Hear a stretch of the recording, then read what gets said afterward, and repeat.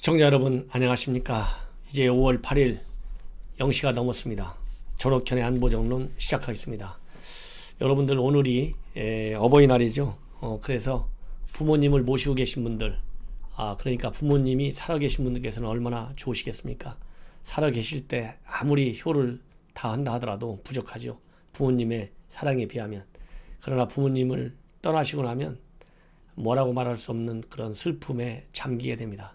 저도 저희 어머님께서 얼마 전에 돌아가셨는데 다행스럽게도 저는 저희 어머님이 102살에 돌아가셨어요. 그럼에도 불구하고 떠나시고 나니까 이제 아버님 어머님 다 안 계시고 그러다 보니까 참 여러 가지로 착잡하기도 하고 좀 더 효도를 잘할 걸 이런 생각이 드는데요. 뭐 후회한 분들 어떻게 하겠습니까? 떠나셨는데. 그래서 옛 고사성어가 갑자기 생각이 나네요. 뭐냐면 수욕 양이나 풍부지요. 그러니까 수욕, 나무 숫자, 나무가 욕심을 낸다 이 말이에요. 가만히 있으려고 정의. 그러나 바람 풍자, 바람이 부지, 바람이 그치질 않아요. 그 다음에 자욕 양이, 그러니까 자식이 부모님을 자욕 양이나 부모님을 잘 봉양하고 싶은데 친부대라, 친부모님이 기다리지 않고 있어요. 세상에 떠나신 거예요. 이런 옛날 얘기가 생각이 나는데 그야말로 혹시라도 제 방송을 보시는 젊은 세대분들 부모님 잘 모셔서 후회 없는 여생을 보내실 수 있도록 해드리는 게 좋지 않을까 싶습니다. 지금 마찬가지 얘기인데 이제 삼성 얘기를 다시 한번 좀 해보겠습니다. 요 바로 앞 방송에서 삼성 이재용 사과를 한 건데 준법 감시의 권고를 통해서 그거를 다 받아들이는 사과를 했어요. 이것은 결국 준법 감시의 권고, 그 다음에 또 여러 가지 재판 이런 것이 있는데 결국은 이 현 정부의 재벌 정책 한 단면을 나타낸 것이다. 저는 그렇게 평가를 해드린 바 있는데 이 이재용 삼성그룹 부회장이 그야말로 전국민 사과문을 발표하는 날 바로 검찰의 조치가 전격적으로 이루어졌어요. 뭐냐면 피의자 신분으로 나와서 조사를 받으라. 언제? 내주에. 이제 변호사하고 검찰 측하고 구체적인 일자를 조정하겠지만은 다시 한번 삼성 이재용 부회장 내주에 피의자 신분으로 조사를 받도록 하게 되어 있습니다. 여러분들 잘 아시다시피 이재용 부회장 지금 현재 재판과 관련돼서 지금 한 3, 4년째, 한 4년째 되는 것 같아요. 바로 최순실 국정농단 사건과 관련해서 재판이 진행 중에 있고 파기환송심 재판이 진행 중에 있습니다. 그러는 가운데 또 하나 수사는 바로 삼성바이오 수사입니다. 그러니까 하나는 국정농단 사태와 관련해서 이재용 부회장이 얼마만큼 죄를 졌는지 이미 뭐 한번 고생을 한 적이 있죠. 그러다가 간신히 집행유예 1심에서는 징역 5년, 2심에서는 징역 2년 6개월에 집행유예 4년 이렇게 해서 집행유예로 풀려났는데 말하자면 이것이 국정농단 사건이 대법원에서 파기환송됐어요. 뭐라고 하냐면 경영권 승계와 관련해서 문제가 있다 이거죠. 그래서 대법원 판결은 경영권 승계에 문제가 있다 이런 것을 인정을 했어요. 그런데 뇌물 액수를 2심에서는 36억으로 했는데 대법원에서는 86억 원으로 무려 50억이나 높게 판단해서 고등법원으로 넘겼습니다. 그래서 형량이 높아지는 것이 아니냐 이런 얘기가 많이 지금 나오고 있는데요.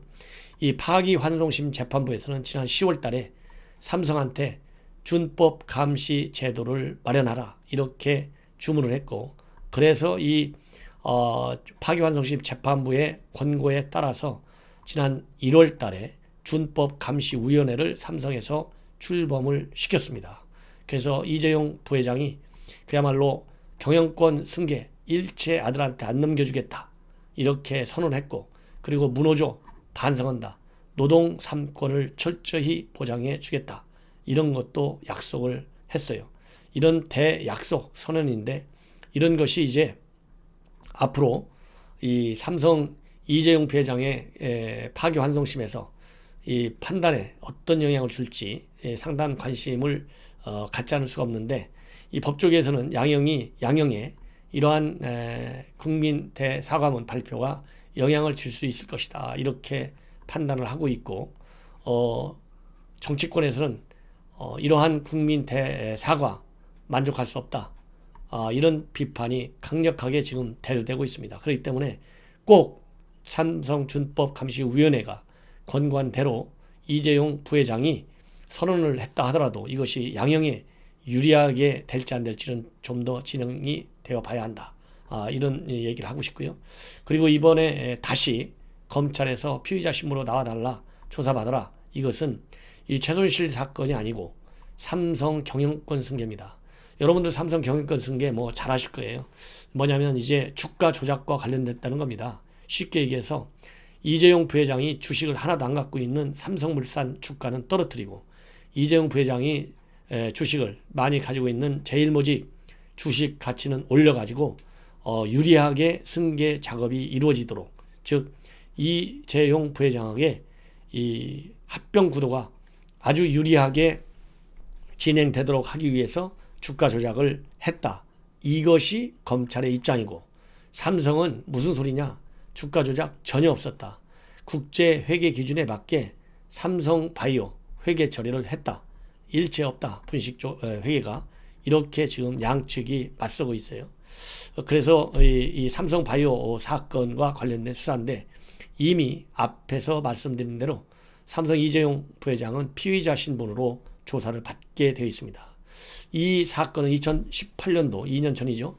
11월 달에 금융위 산하에 증권선물위원회가 있습니다. 이 증권선물위원회에서 고발을 해가지고 시작됐는데, 지금 이제 삼성 이재용 부회장의 또 다른 그야말로 경영에 아주 어떤 영향을 미칠지 상당히 우려되는 부분이죠.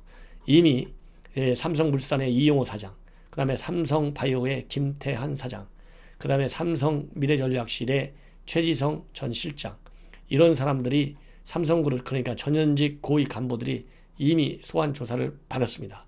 그래서 이제 삼성바이오 회계 처리와 관련돼서 고의적으로 경영권 승계를 위해서 주가 조작했다. 합병 과정에서 물산 가치를 떨어뜨렸다. 이것이 이제 핵심적인 수사의 핵심이 되고 있습니다. 그래서 이런 것을 지금 앞둔 상황에서 제가 보기에는, 그러니까 이렇게 같은 날 이재용 부회장이 국민들한테 사과한 날 검찰에서 전격적으로 소환 조사를 통보한 것으로 볼 때는 사전에 이 변호인 측과 그 다음에 검찰 측의 의견 조율이 있었다. 그래서 전격적으로 이렇게 동시에 말하자면 검찰 조치가 나왔고, 그리고 이재용 부회장의 사과가 나왔다. 그래서 이런 걸로 보면 단순하게 국정농단 사건뿐만 아니고 삼성 바이오 수사와도 연계돼서 이러한 이재용 부회장의 말하자면 이실직고 이 고해상사, 이런 것이 이루어진 것이 아니냐라는 의혹이 제기될 수 있고, 이런 거와 맞춰서 지금 정계에서 정치권, 특히 여당 쪽에서 집중적으로 삼성 이재용 회장을 흔들고 있어요. 이인영 원내대표가 얘기한 것은 이 선언이 공연불이 되지 않게 해야 된다. 그러기 위해서는 강남역 철탑 동서 중에 있는 삼성해고 근로자, 노동자죠, 이용희 씨하고 진정한 대화를 해서 결자 해지를 해라. 이렇게 지금 압박을 하고 있어요. 그래서 이 삼성 이재용 부회장의 선언이 사법 회피를 위한 눈속임이 되지 않게 하라. 이렇게 지금 강력하게 압박을 하고 있습니다. 여러분들 잘 아시다시피 이인영 원내대표는 86그룹이죠. 운동권의 대표인데, 민주당 내에서 노동운동을 대표하는 옛날 김근태 계열의 대표 주자 중에 한 사람입니다. 그러면서 이인영 원내대표는 무노조 경영 포기는 고공농성하는 김용희 노동자와 협상 과정을 통해 풀어낸다면 진정성의 출발로 볼 것이다. 이렇게 얘기를 하고 있고, 경영승계 포기는 제도적으로 착실히 추진해 나간다면 큰 걸음을 옮길 수 있을 것이다. 이렇게 얘기를 하고 있습니다. 그리고 이제 심상정 정의당이죠. 이재용은 말뿐만 하지 말고 법적으로 책임을 져라. 그래서 파기환송심 가명 명분이 되어서는 안 된다. 이렇게 지금 압박하고 있고, 사법부에 대해서도 심상정 정의당 대표는 국정농단 환송심 재판부가 이건 사과문 발표를 형량 가명 명분으로 삼아서는 안 된다. 이렇게 또 법원을 압박하고 있어요. 이재용 부회장을 봐주지 않고 제대로 처벌하는 것만이 재벌 일가의 불법 편법 행위를 중단시키는 유일한 길을 명심해야 한다. 이렇게까지 나오고 있습니다. 그리고 김두관, 삼성의 불법 편법 강자의 약한 정치권에도 상당히 책임이 있다. 이렇게 지금 밀어붙이고 있어요. 그래서 자기 반성 목소리를 내야 되고 삼성 이재용 부회장 같은 일이 재발되지 않도록 해야 된다. 이렇게 정치권에 주문을 하고 있습니다. 정치권도 그러니까 자아 반성해야 된다. 이렇게 하고 있고요. 이용우 이번에 당선됐죠. 고향에서. 이재용은 경영권을 인수하고 자시고 할 자격도 없는데 무슨 경영권을 아들한테 넘겨주지 않겠다고 얘기하느냐. 턱도 없는 소리다. 이렇게 또 반발하고 나섰습니다. 그래서 이 지금 여권 민주당 내부에서 아주 대대적으로 이재용 부회장 흔드는 작업으로 지금 일관하고 있는데요. 제가 보기에는 이런 것이 쌓이고 쌓이면 삼성 이재용 부회장이 뭐 아들한테 경영권을 안 물려주겠다 이런 차원이 아니고 지금 삼성바이오로직스 사건, 그 다음에 최순실 국정농단 사건 이런 것들이 막 어울려져서 언젠가는 생각보다도 빠르게 삼성 경영권마저도 본인의 삼성 경영권마저도 내놔야 되는 거 아니냐. 그런 합리적 저는 추론을 한번 해봅니다. 왜냐하면 지금 이렇게 선언과 관련해서 국민 사과와 관련해서 이렇게 흔든다는 얘기는 이제 이재용 부회장 본인 자신도 경영권 불과 주식 가지고 있는 게 뭐 4%도 안 된다는데 어디서 경영권을 지금 그렇게 오랫동안 갖고 있냐. 내놔라. 이렇게 압박할 가능성이 굉장히 많고 제가 보기에는 이것이 2년 후 지방선거와 대선과도 연계시켜서 민심의 흐름, 그 다음에 여론의 흐름을 아주 예의주시하면서 이재용 삼성 그룹에 말하자면 총수 경영권을 박탈하지 않을까 이런 생각도 한번 저는 해봅니다.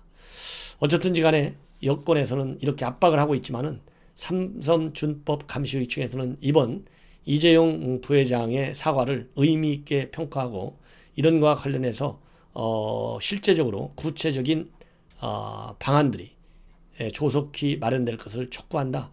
이렇게 밝히고 있습니다. 그래서 구체적인 실행 방안, 즉 준법 의무 위반이 발생하지 않을 지속 가능한 경영체계의 수립, 그 다음에 노동 3권의 실효성 있는 보장, 그 다음에 시민사회의 실질적 신뢰 회복을 위한 실천 방안, 이런 것들이 구체적으로 빨리 마련돼서 보다 자세한 개선 방안이 우리 국민들에게 공표되기를 바란다. 이렇게 발표를 했습니다.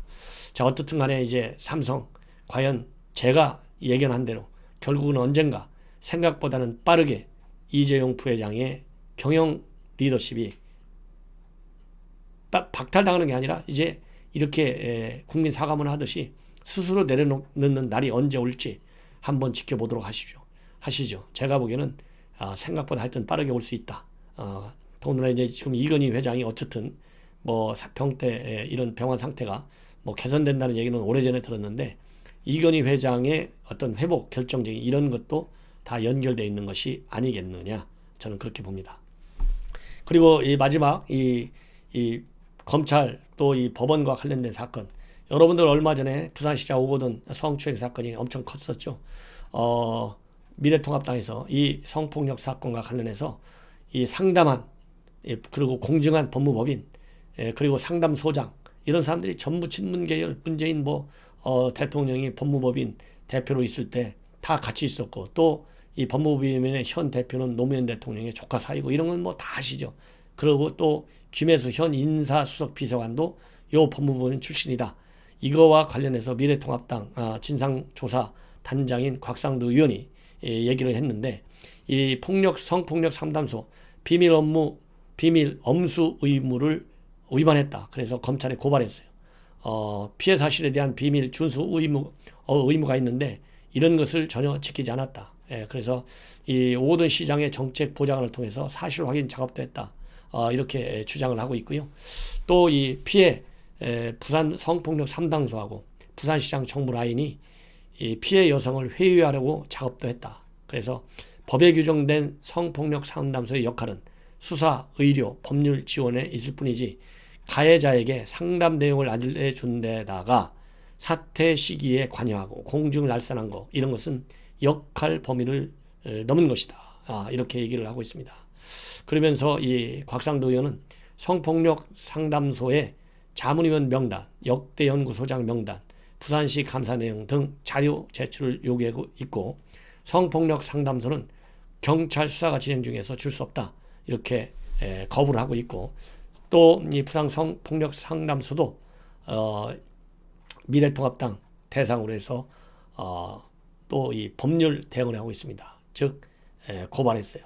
이렇게 해서 맞고발 사건이 벌어졌다. 이런 말씀을 드리고 싶고요. 그 다음에 이제 제가 며칠 전에 공수처 1호 공수처장이 누가 될 것이냐 몇 명을 얘기 드렸는데 지금 나오는 얘기는 지난번에 얘기했던 김영란 전 대법관, 그 다음에 이정미 헌재 재판관 이런 사람들은 본인들이 고사했고 그 다음에 이광범 전 특검까지 나왔는데 오늘 또 추가적으로 관련 얘기가 좀 나왔어요. 뭐냐면 지금 여권대에서 가장 중요한 1호 조건, 1호 공수처장의 가장 중요한 기준은 정치적 중립성이다. 그래서 당적을 갖고 있거나 선거에 출마했거나 또 SNS를 통해서 정치적 성향을 뚜렷하게 드러내는 사람들은 처장 후보에서 제외됐다. 이렇게 나오고 있습니다.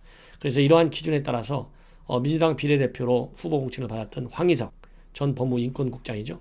그 다음에 부산 해운대 을 당내 경선에 도전했던 석동현 전 검사장 추천 명단에서 빠졌다고 합니다. 그리고 다시 이제 거론되는 사람들 명단을 여러분께 소개해드리면 이런 분들이 지금 이제 나오고 있습니다. 후임으로는 검찰 출신의 신현수 전 국정원 기획조정실장, 그리고 현재 김앤장의 변호사죠. 그 다음에 민변의 부회장을 지낸 김진국 감사원 감사위원, 그 다음에 이명박 내곡동 사저부지 매입 의혹을 특검으로 수사한 판사 출신의 이광범 법무부인 LKB 변호사, 이런 사람들이 지금 거론되고 있다고 합니다. 그래서 신현수 전 국정원 기조실장은 노무현 정부 시절에 문재인 민정수석 비서관을 보좌하는 사정비서관을 지낸 바 있고 지난 대선 때는 문재인 후보 선대위 법률지원단장을 맡은 바 있습니다. 그리고 문재인 정부 출범해서 법무장관 후보 또 민정수석 후보로 거론되다가 국정원 기조실장에 임명돼서 국정원 개혁을 이끈 인물로 알려져 있고요. 민변 부회장 출신의 김진국 감사위원은 노무현 정부 시절에 법무비서관을 맡았고 또 노무현 전 대통령과 전해철 민주당 의원이 변호사 시절 근무했던 법무부인 해마루의 대표 변호사를 지냈다고 합니다. 그리고 이광범 변호사는 최근에 실세들 많이 변화하고 있어요. 김경수 지사, 조국, 그 다음에 이재명, 김은경 전 환경부 장관, 이러한 그 현 문재인 정부의 실세들과 관련된 주요 형사 사건을 도맡아서 하는 사람이 바로 이광범 변호사라고 하는데요. 최근에 이 LKB 변호사 법무부인 대표라는 직함을 내려놓고 있고 공수처장 인선 준비에 들어간 것이 아니냐, 이런 관측이 나오고 있다고 합니다. 이상으로 오늘 전옥현의 안보정론 방송 마치겠습니다. 편안히 주무십시오.